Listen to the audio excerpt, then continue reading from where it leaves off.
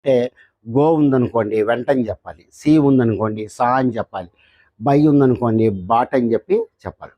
ఈ విధంగా మనం సెంటెన్స్ను ఎక్కువగా మనకి యూస్ఫుల్ అనమాట. ఈ పాస్ట్ టెన్స్ అనేది మనం ఎక్కువగా ఇంగ్లీష్లో వాడుతూ ఉంటాం కాబట్టి నిన్న మనం ఏమేం చేశాము అనేది మనం చెప్పుకుంటే వెళ్దాం లైన్గా.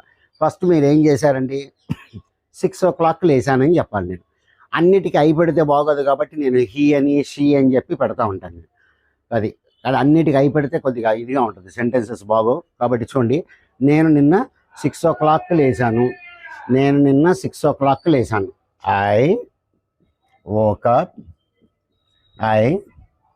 up at 6 o'clock.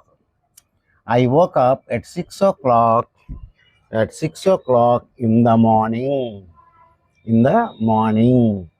Right. I woke up at 6 o'clock in the morning. చూడండి, woke up